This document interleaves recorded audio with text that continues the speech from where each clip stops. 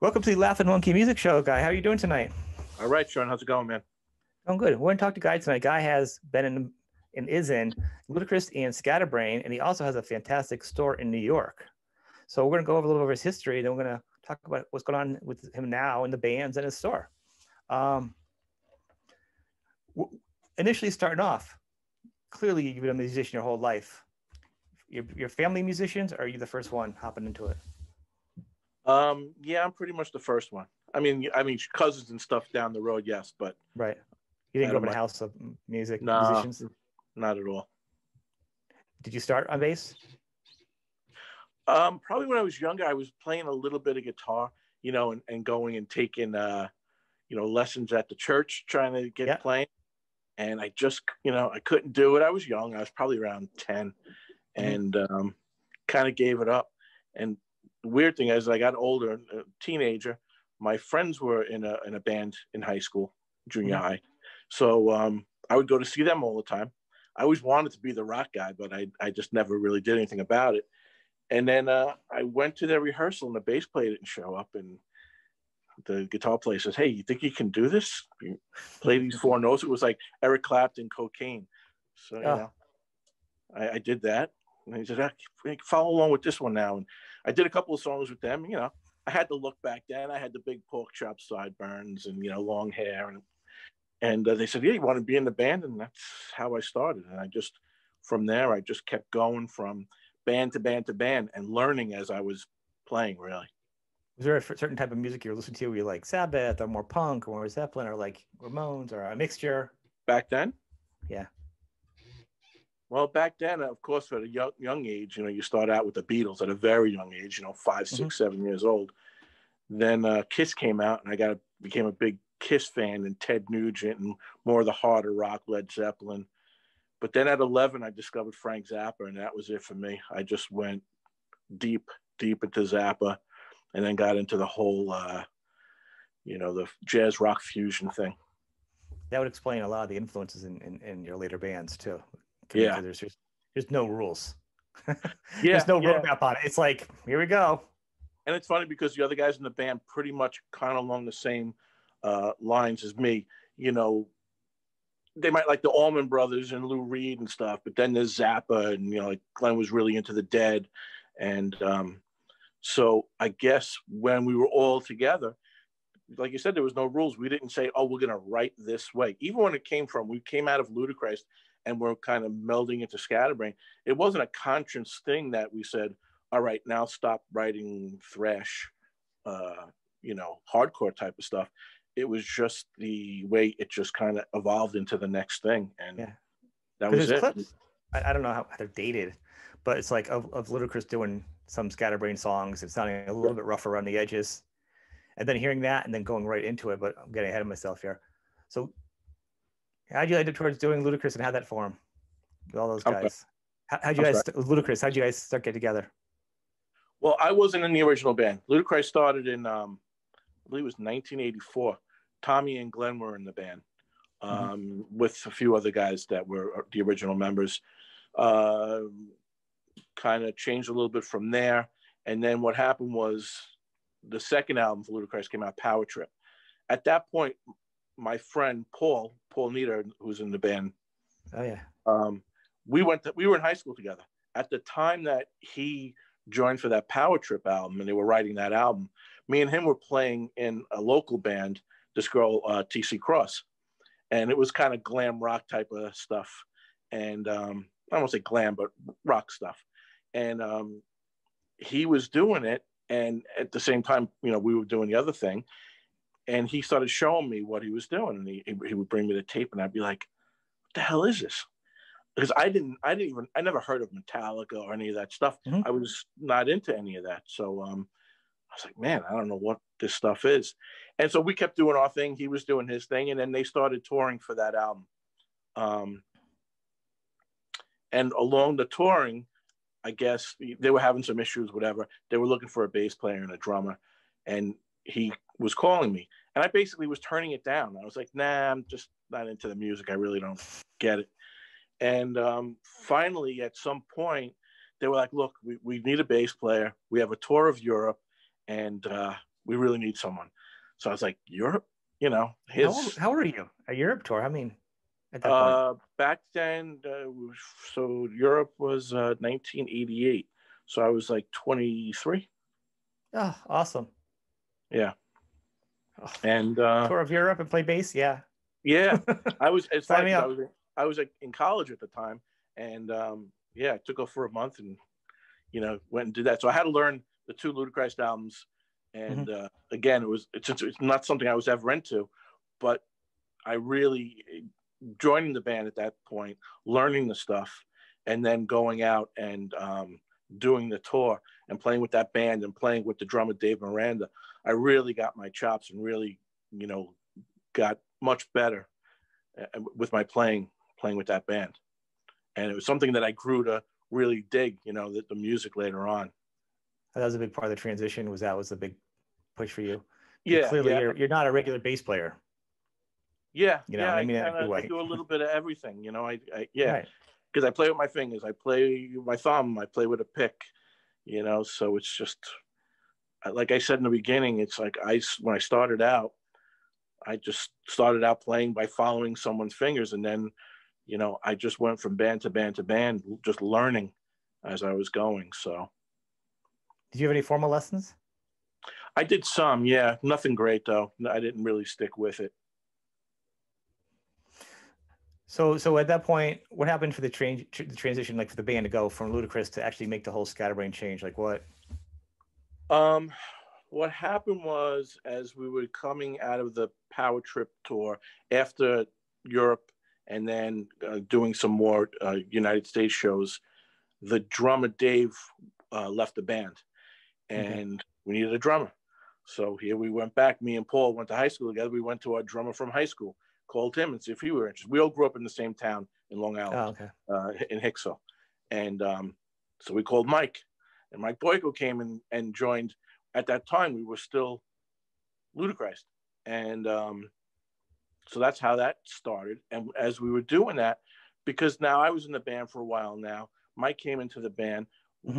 Then, you know, just things, you know, we were playing and jamming, and it was different. It was coming from a different, you know, background from different people in the band now.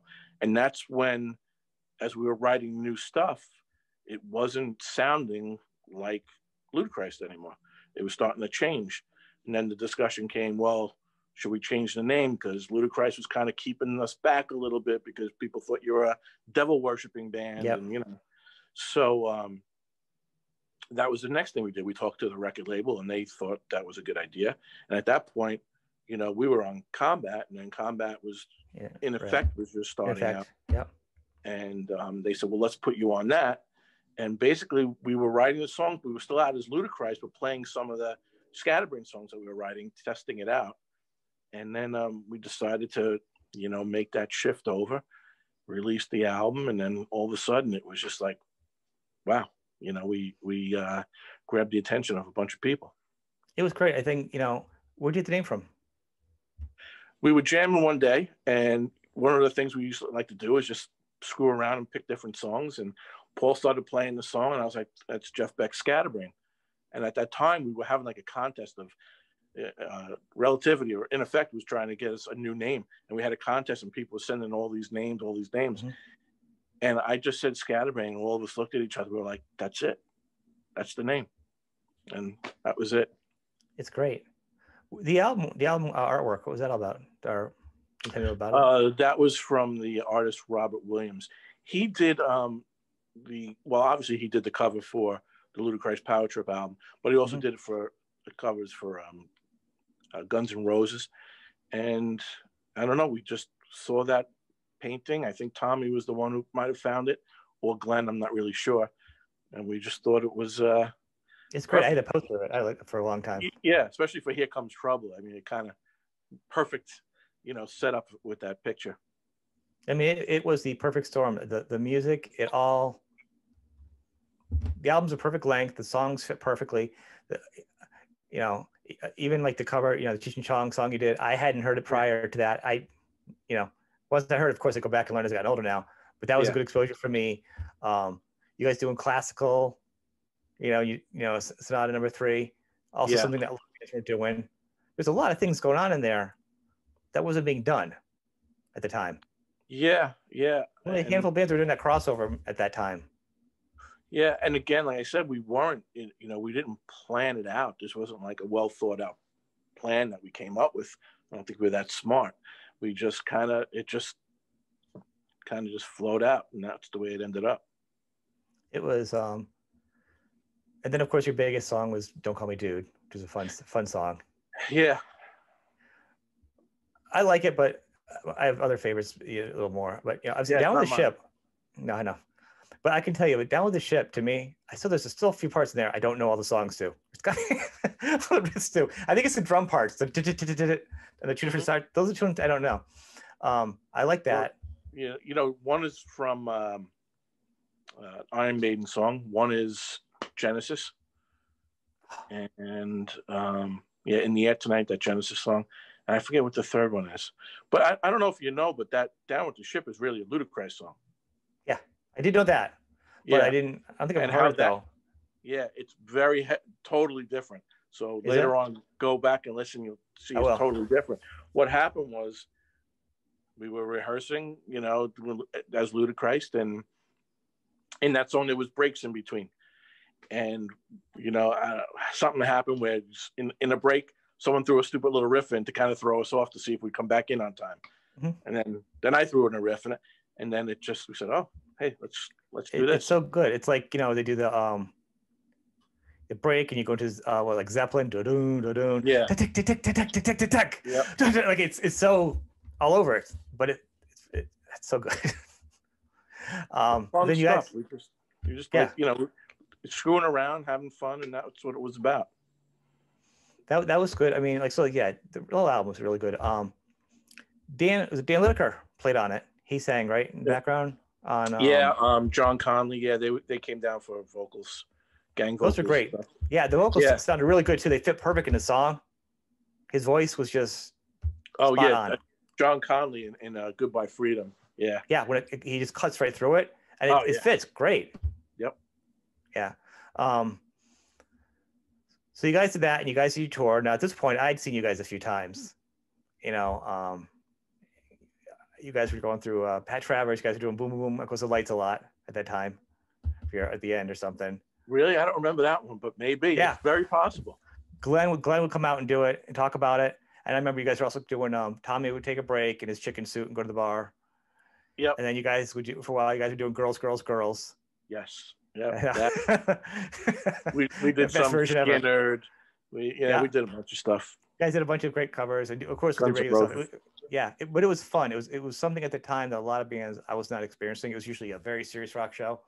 Yeah. You guys were doing serious music. You guys were playing well, but you're also having fun with it, and it was a very entertaining show. It was like an event more than a show. Yeah, it was it was kind of a show in the sense that when we played a concert, a show, it was visual, not just sitting there listening to us play. We were screwing around. We were doing the costume changes. We were doing the stupid crap like that. And, we had a good time. And that's what it was. We wanted to have a good time. I think the inside of the album cover for Here Comes Trouble has a picture of the 5 of us in black and white. Very serious, but we're all wearing the nose and glasses. Yes. And I thought that was the best picture that we've ever taken that really kind of shows what the band was about. We were serious at what we did, but we didn't take ourselves too seriously. No, it was really good. I mean, how much touring did you do for that album? I'm sorry? How much touring for that album were you guys doing? Oh, wow. We did a lot of touring. That was, we worked hard.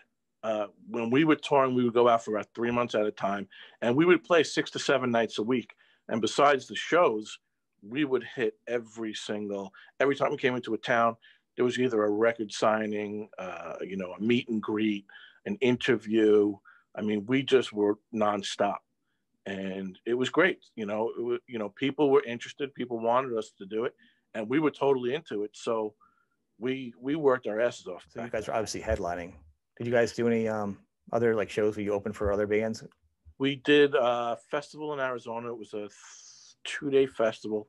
So we were playing with like the Meat Puppets and Jesus Jones and a few other bands. We played with, boy, you put me on the spot here. I got to think. We actually played with the Smashing Pumpkins on Long Island. We did, oh man, I think so. I think it was the first album when we were in Europe. Maybe it was the second album. Now I forget. Well, When we were in Europe, we opened up for the Ramones in Italy, yep. And we opened up for the Red Hot Chili Peppers in Germany. Those make sense to me. Yeah. Well, the reason I asked is because you guys, like, especially back then, once, in the 90s, once rock ate itself because, grunge, where to put, you guys would have been in, like, more at that time, like would have been like, you know what I mean? Because it was more of an eclectic mix at that point. Like everything was up for grabs. You guys are still in the beginning, of just being, you guys were kind of cutting your own thing. Maybe Face the More, 24/7 Spies. Yep. Those are the bands that were kind of just doing something a little different. So I don't think there was a lot of other people out there at the time that you guys could have been like-minded. Yeah, I think we were like right in the beginning of all that, as it was happening, and it was definitely different. Of course, then 92, 93 came around, and we had switched record labels, and yes, for the second album, and that's when the shit sounded different too. Your songwriting was a little bit different. Yeah. It was a little. So what happened? You came back. A little too produced. Yeah. So you came back. Obviously, you probably had a big break because you're exhausted or whatever. So then what happened? That you guys, the label ended or something? The deal ended? And then... No. What happened was when we were on the road touring for Here Comes Trouble, two of the A&R guys from Elektra started following us around, literally following us around and taking us out to eat and wine and dine and filling the bus with booze and they wanted us to sign with them, and I think there was definitely some reluctancy, and I definitely was not too interested in doing it. But you're talking about a huge label. Metallica was on the label, and all that money that they were waving around and power. We felt like it made sense, and we made that jump, and we did the album, and again the album, the music just came out different. Had nothing to do with changing labels. No one can ever say, "Oh, why don't you write a song like this?" Because we don't write like this. Well, I don't think anybody did. It felt a little more serious, though. I think a little bit more. A little more serious. Yeah, I don't think it was serious. I mean, when you listen to the lyrics and everything, there's still a lot of tongue-in-cheek everything. Oh no, it does. I know. I don't know what it was. Maybe it's just me. It felt a little more serious in the first one. I don't know, maybe because of the sound. I think it wasn't as raw. Darker. It wasn't as raw and hard rock as the first album was. That's what when I hear it, you can hear it's much more polished and produced. You got the horns on certain songs. Right. There's different things like that. So it doesn't have that rawness of the guitar, bass, and drums that Here Comes Trouble. I think that's what might have thrown some people off too, because I mean, I listened to that album and I go, there's a lot of really cool stuff on there. A lot of the playing was really great too. There's some really good stuff there, but people got caught up that it wasn't raw like the first album. Well, I think the first, even raw is is given a, it's I think it's produced perfectly because your bass, the guitars, you can hear everything separately, and you saw albums you don't hear bass in, along with the guitars. It usually blends, or two guitars. It's everything kind of goes in and out. That album you can hear everybody. Yeah, everybody. That's what a good rock album should sound like to me. Yeah. And then once you start getting a little more produced, everything kind of blends in a little bit so much. There's moments, but it's not like, hey, I can hear the bass with that song. Yeah. Maybe more people like it that way, and obviously the producer likes it that way. But yeah, Grandma's House of Babes. Some of the songs were just as funny. Swiss Army Girl. Yeah. Tastes just like chicken, you know. Yeah, it tastes just like chicken, and it was Yeah. perfect timing for it. I mean, yeah. I think only a few songs like down the road felt a little more serious, but I think Hard Line, no, Fine line. Fine Line. Thank you. Yeah. We're the only ones that are a little more serious. Well, that was definitely a more serious, you know, subject too.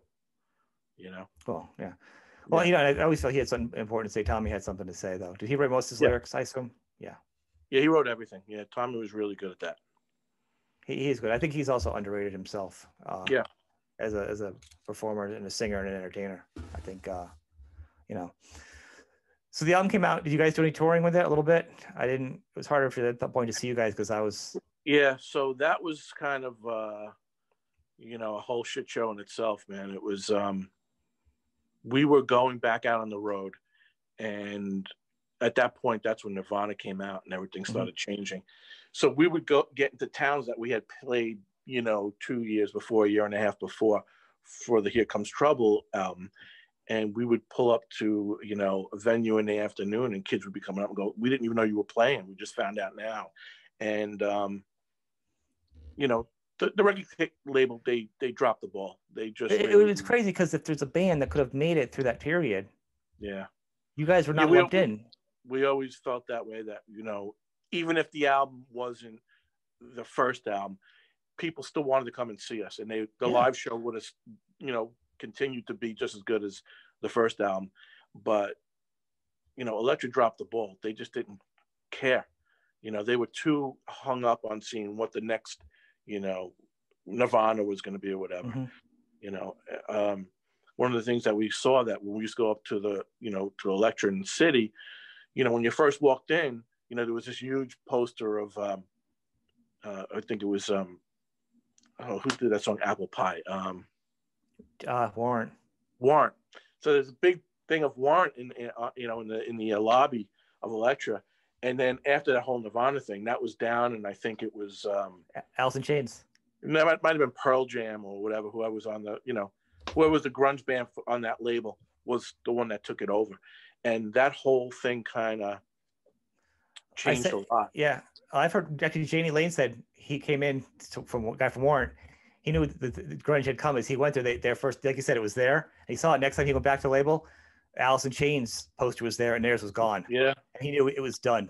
So yeah, he even acknowledged his poster not being there anymore. Yeah, you know, it just like happened like overnight. It was the weirdest thing, but it sucked too, because we worked so hard and took what we did very seriously, that to show up to gigs and for the kids not to know that we're there, and to not being, you know, we're sitting around during the day, not doing interviews or not doing meet and greets. And, you know, we were like pissed, you know, we were not happy, you know, and then, you know, the arguing started with the lit label and everything. And, you know, eventually we got off of it. At that point, lost momentum, you know, you're talking almost 3 years later. The music scene changed a lot because of grunge. And, Glenn had left the band. Yeah. Oh, he did? Okay. Yeah, that was kind of hard to know because there was no internet, and I was still a fan, but I was like, all right, I got the second album, what's going on? And then like also on the blur, Mindus and Delictus came out. For me, it popped up, you know, at the time as a fan. So yeah. So Glenn left before that, and that was it for him. Yeah, that was it for him. That was it. And we went on to record the Mundus album, you know, as a 4-piece.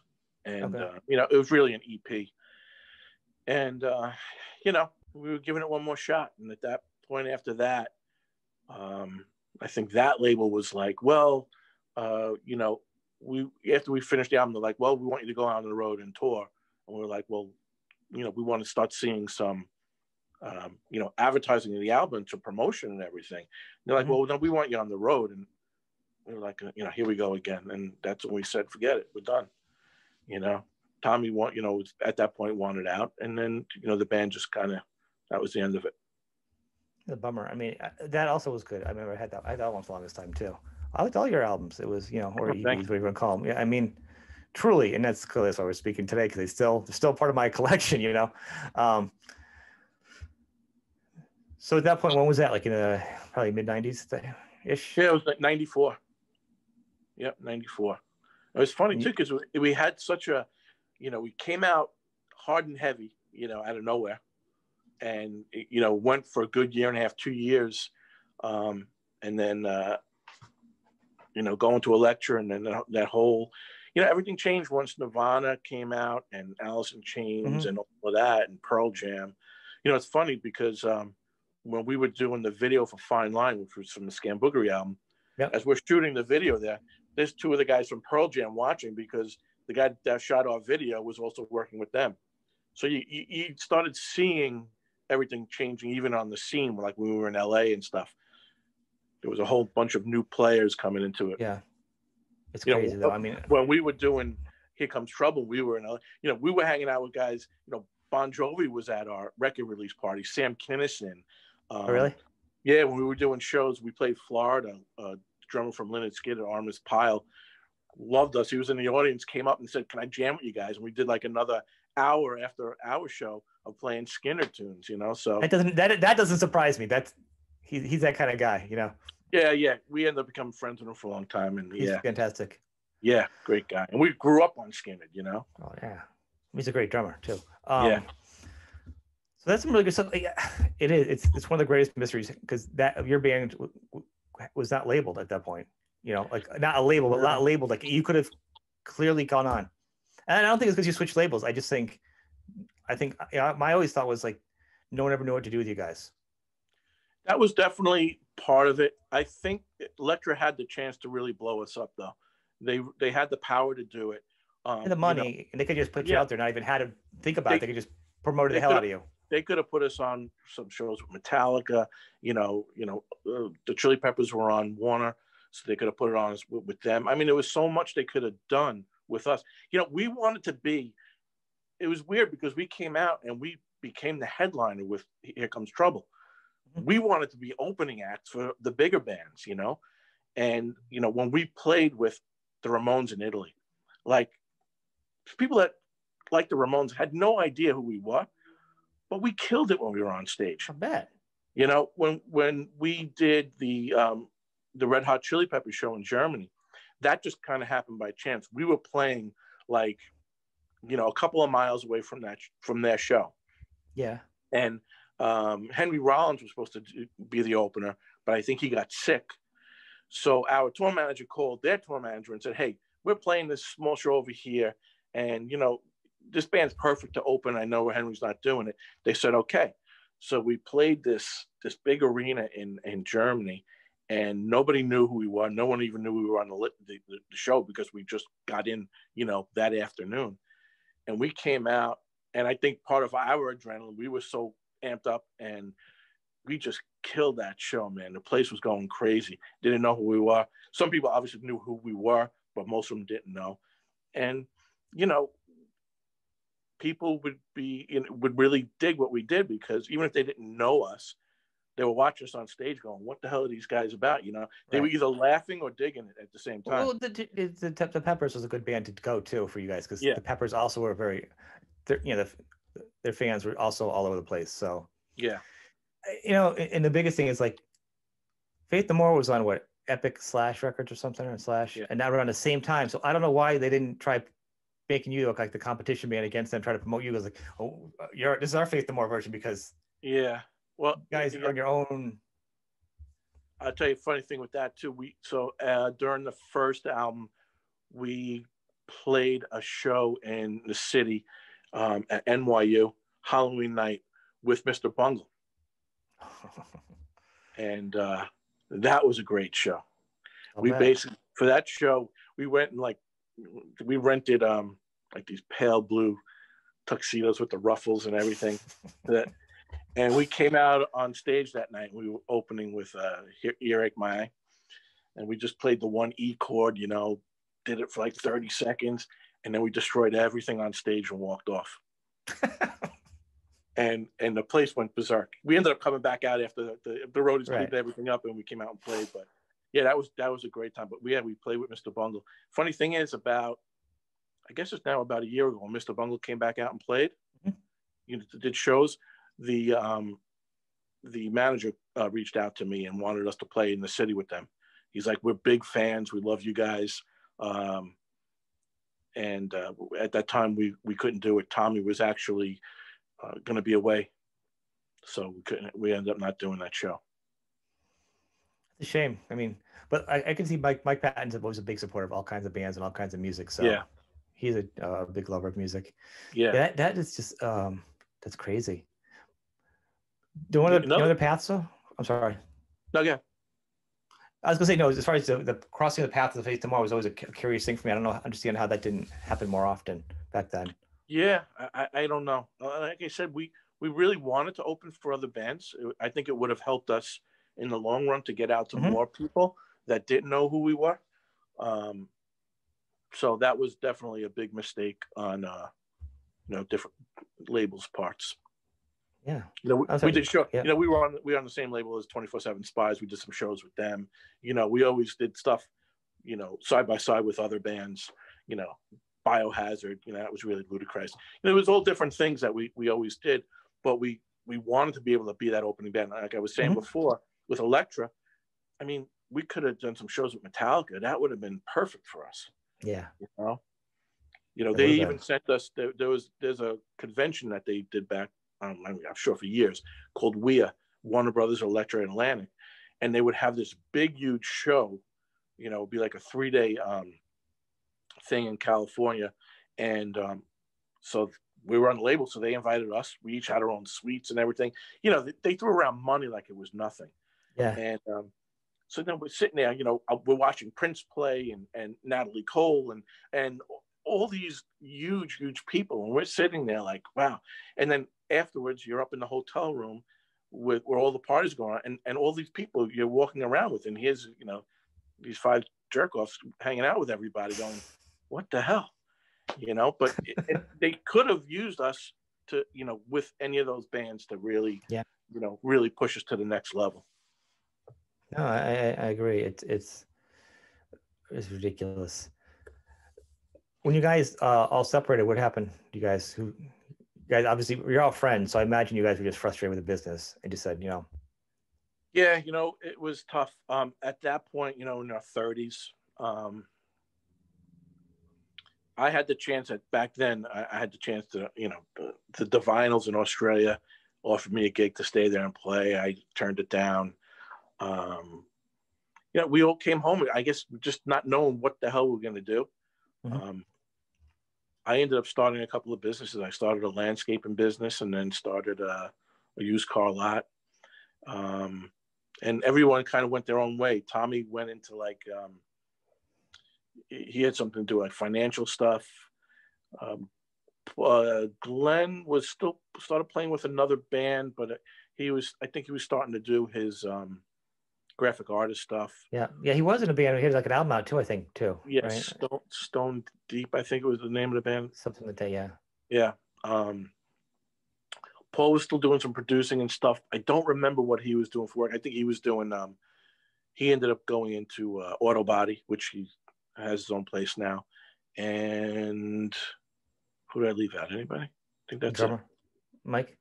Mike. Yeah, Mike was still out playing. Mike was still going for it, and he did it for a long time. He was out there playing, trying to do his thing. He's a good drummer. Yeah. So then you got now you got a store. Yeah, music. Well, that's even long. Yeah, years later, after not knowing what the hell to do with my life, you basically come off a tour bus and you go, now what? You lived 8 years doing this rock and roll thing, and then you're back home saying, what am I going to do now? And so I did. I started the landscaping business, and I had very successful landscaping business. And the local music store that I grew up going to from like 7 years old, I was friends with the owner. And when I was touring, I would bring my stuff in. He would take care of all my my gear before I'd go on the show or record. And in exchange for me putting, Thanks to All Music on the albums. And years later, about, I guess, maybe another 8 years later, or as I was doing the landscape and I was doing his house and stuff, and he said, you ever think about doing this? He was interested in, getting out of the store. And so I don't know. I said, it's music, I guess, you know. So I went in, I worked for a couple months during the winter when I wasn't landscaping. And it seemed like a good move for me. And that's what I ended up doing. And that's almost 20 years ago. And now you obviously took it over. And Yeah. then Yeah. When he was passed the torch. Yeah. It's been a while. It's been a while.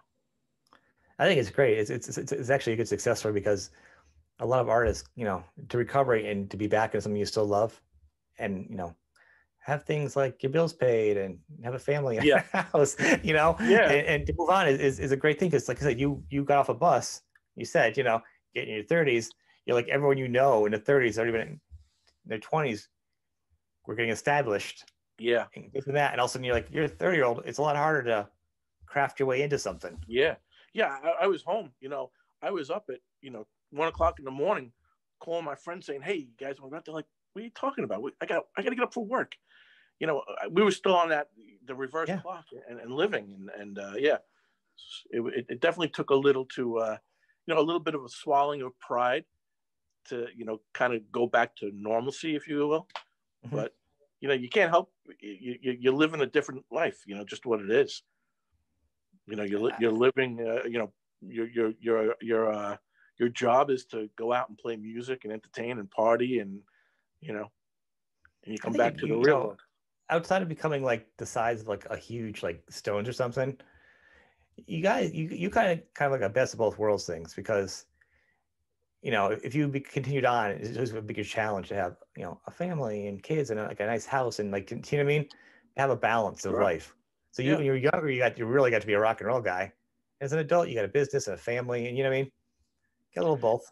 Yeah, you know, back then people would say to you, "Oh, you know, you're so lucky you got to do it. You did," and I'd be like, "Well, kind of sucks because you did it, and then it got taken away from you, kind of deal." Yeah.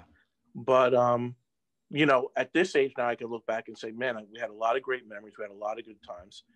And the cool thing is, I'm still getting to do it because, like about 12 years ago, you know, of course, we're still all friends, and I would call Tommy. I'd be like, "Tommy, we should do something. We should." And every year, I'd be like, "Nah." And then he went to see, I guess it was around 12, 13 years ago. He went in the city to see the Crumbsuckers when they were united. Oh, yeah. And he called me after the show, and he's like, "You know, I'm like going to see them," and it's like everyone was stopping me and knew who I was and everything. And so it kind of made him feel good. Got the blood flowing again. Yeah. He's like, "I think we should do it." And, you know, that's what we did. We got that. We had a big gig at BB King's and then 2 other shows. And what we did was we actually reunited Ludacris and Scatterbrain at the same time. So the 3 shows we did was an entire show of Ludacris. We'd take like, you know, a half an hour break and then we'd come back out and do a whole Scatterbrain show. Did you have a couple different members like change between the 2 or is it the same band? No, it was me, Paul, and Tommy. Yep. Then the original drummer from, well, one of the original drummers from Ludacris, which was Dave Miranda. He was the Power Trip drummer. And then my friend from high school, Pete, who we got when Glenn decided not to do the reunion with us. Pete came in and learned everything. So he was like the fill-in guitar player for those 2 shows. That's the guys, because I've seen some of the clips, the videos, you know, online that somebody did. So Pete's that guy, the guitar player. Yeah. He did a good job. You know? Dave's a great player. He's always been a great player. I mean, so and so that's what the drummer was too. I didn't know. Yeah. So Dave's a monster drummer. So and everyone's located in the New York area, probably. So it's easy to get together. Pre-COVID, it's easy to get together. Yeah. So that we did. That was, you know, that was the start of it 12 years ago. And then every couple of years, we'd get a show here and there. We like really that was the last time. 2007 was the last time we did a Scatterbrain show. Mm-hmm. But we've been doing Ludacris shows. So we would do a show here and there. We actually, right before COVID, I guess it was 3 weeks before lockdown, we played a big show in New York for the old owner of Sundance, and we played with Testament, and it was pretty cool. I'll bet you went over well too. Yeah, it was a great night. It was a great night. That audience loves Ludacris and Scatterbrain, you know. Yeah. It was his hometown too, you know. Yeah. in our backyard. So yeah, we it was a really good night. We had a lot of fun. Are you guys going to be doing it more when this is over? Well, my plans. I kind of like run the Facebook pages. I, Yes, there's a Facebook page. yeah, I do that. So I've been kind of like the guy doing all the stuff behind, because still being kind of in music in that way, I still have contacts with different people and talk to different Right. people. So I do get contacted for different things. So we were planning on doing a Scatterbrain reunion, because the album was Here Comes Trouble turned 30 years old last year. So that was our plan. Everything got changed from then. So we were looking to get onto a festival in Europe or different stuff like that. So we're hoping to still do that. That's our plan. But we shall see That if would be everything. great. Oh yeah, I mean, I would love to do it. I think all the guys we're really ready to do it. It's You been guys such need a a victory long lap, time. Get that Yeah, lap at the end of the game. We get to run around the bases. yeah, You put the time in. You have the fans. It's just yeah. And we're approaching that 60 mark, man. I'm like, come on, we got to get this done. you guys sound good though. There really isn't like a change. Everyone's No, just a little bit older. it just hurts That's a it. little bit more. That's all. Takes a little bit more time to get the fingers limber and going again. Is this a point in your life where you're like, man, it's time to switch to a lighter bass? What are the lighter Oh, words? I did that a long time ago, man. A long time Yeah. ago. Yeah. Yeah. When I started, I was playing this old Ibanez bass that's all I used, but it was heavy as hell. It was so heavy. And then when I got an endorsement with BC Rich, I started making everything out of a lighter wood called basswood. And after that, that's all I ever used, because running around on stage, jumping off drum rides and everything, I needed something light. Oh yeah, I can't imagine. If I was you, I would have made things out of balsa wood. I'd be like, I'm too tired, man. Yeah. I really the tone's horrible, but it's light. It's like 3 Yeah, pounds. right. So that's fantastic. What's going on with your store while you're in a mid holding pattern? How are you doing there? Well, we're holding our own, of course, just like everybody. We had to adapt and make some changes. When we got shut down, like I guess it was March 16th was like the day that everything got shut down. I basically closed the store for a month, and then I was going back into the store by myself 3 days a week and doing curbside delivery, and ended up like I was the only store in New York doing it. So, I'd leave my house, I'd drive, I'm like a half an hour from my store. And it was like, there was nobody anywhere. It was just like, Weird. a car here and there. It was really strange. So I decided to do it and give it a shot. And, I put it out on my Facebook page and, whatever. And I was busy as hell.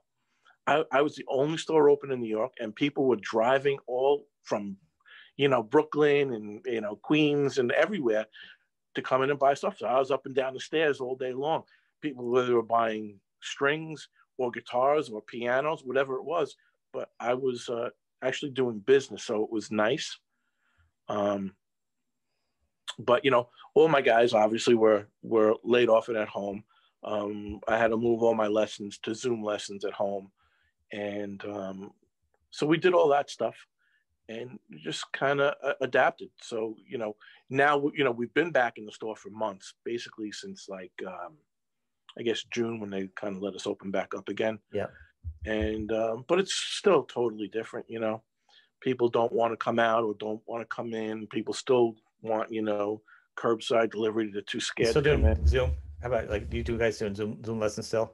I imagine. Yeah, believe it or not, probably 90 to 95% of the kids still are doing it from home.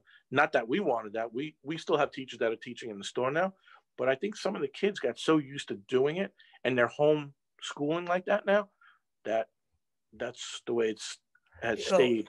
I can see advantages to it. Like, maybe you can tell me the teacher's part where it's harder, but from a parent, you don't have to drive them out. They're at home. You don't have to, like, if you're home, they can hop on the computer. We're saying it makes it a lot easier economically. Yeah, go online. We'll pay for your lessons. I don't have to do anything about it. You know what I mean? Yeah, it does, but I guess to me, and I'm sure any of the teachers would say the same thing, to be able to sit next to the kid and say, hey, you're not, your finger's wrong there, or hold it this way, or change your position this way. It's always different on a computer screen. As you can see, you only see so much of an angle, especially if you're holding an instrument. And that could be a guitar or drums or violin. It doesn't matter. So to me, there's nothing like, one-on-one lessons. For someone that's a more seasoned person that's been doing it for a while, yeah, Zoom lessons, it's great. People do that are experienced, and you can do that with no problem. But for the beginners and stuff, it's definitely a better to have I tend to see one-on-one. that. You know what I mean? Quick rundown. Tommy is an English teacher in a high school over here. He's been doing that for a long time. Paul owns a couple of body shops here in Long Island. Glenn is a graphic artist. I think he owns a graphic artist company. And Mike is he's got a company that does something with has something to do with golf. It's called Tempo and Motion. Basically, he came up with this thing that you use by using like a metronome with music, taking music to make your golf swing better and smoother. So he kind of melded the two together and did this thing, and it's been very well for him. He's living out in Florida right now. That's great. It's good to hear that. I'm gonna add that part and I'll cut that in. That's fantastic, man. Yeah, and the cool thing was for me and Mike, Mike didn't do any of those reunions with us because at the time he was living in New Mexico. And it's a year and a half ago, I got a call, and the guitar player Larry Mitchell. He I did a show with him. He submitted my name. Steve Vai does a camp here in Long Island. I want to go. Yeah, so they needed someone to play in the rooms for the students for that whole week.